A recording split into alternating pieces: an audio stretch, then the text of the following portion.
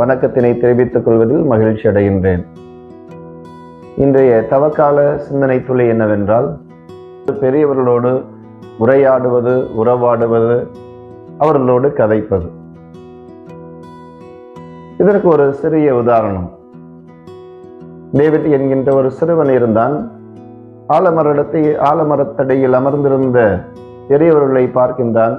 அங்கு சென்று அவர்களோடு உறவாடுகின்றான், உரையாடுகின்றான், கதைக்கின்றான். அவர்களிடம் ஒரு வினாவையும் எழுப்புகின்றான். பெரியவர்களுக்கு, முதியவர்களுக்கு அல்லது தம்மை விட மூப்பாக இருக்கக்கூடிய ஒவ்வொருவருக்கும் மதிப்பளிக்க வேண்டுமா? அவர்கள் சொல்வதை கேட்க வேண்டுமா? அனைவரும் சமம்தானே என்று கேள்வியை அவரிடம் கேட்கின்றான்.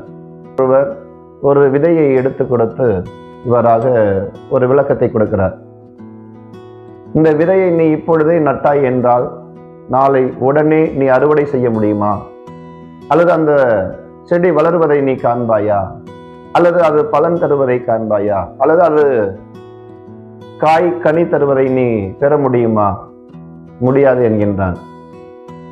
வேறொருவர் என்ன சொல்லுகிறார் என்றால், தம்பி, என்னுடைய வயது மூப்பின் அடிப்படையில் என்னுடைய தேகம் அனைத்தும் சுருங்கி இருக்கிறது என்பதனை நீ பார்க்கிறாயா? இது வயதின் காரணமா? இல்லை. என்னுடைய வாழ்க்கையில் நான் பட்ட கஷ்டங்கள், வேதனைகள், துன்பங்கள், துயரங்கள், நான் கற்றுக்கொண்ட பாடங்கள் அனைத்தும் இந்த தோல் சுருக்கத்திற்கு காரணம் என்று சொல்கிறார். என்றால் அவருடைய வாழ்க்கை பாடத்தை நாம் கற்றுக்கொள்ளலாம். ஆகவே பெரியவர்களை நாம் உதாசீனப்படுத்தக்கூடாது. பெரியவர்களை நாம் மதிப்பளிக்காமல் இருக்கக்கூடாது. அவர்களை இன்றும் என்றும் எப்பொழுதும் போற்ற வேண்டும், மதிக்க வேண்டும், அவரிடமிருந்து ஞானத்தை பெற்றுக்கொள்ள வேண்டும். இதுதான் இறைமகன் இயேசு கிறிஸ்துவும் செய்தார். எசாயாவின் ஏட்டுச்சுருளை எடுத்து வாசிக்க ஆரம்பித்தார்.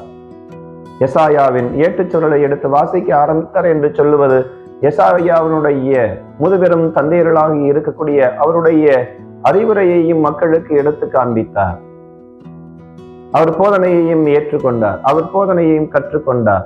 ஆக வாழ்க்கை அனுபவம் என்பது பெரியவரிடம் முடங்கி கிடக்கிறது. பெரியவரிடமிருந்து நாம் அவற்றை பெற்றுக்கொள்கின்ற பொழுது வாழ்க்கை இனிமையாக இருக்கும், ரம்யமாக இருக்கும், வாழ்க்கை இனிப்பாக இருக்கும். ஆகவே பெரியவர்களை மதிப்போம், பெரியவர்களை போற்றுவோம், பெரியவர்களிடமிருந்து அனுபவங்களை கற்றுக்கொண்டு வாழ்க்கையில் இனிமையாக வாழ கற்றுக்கொள்வோம்.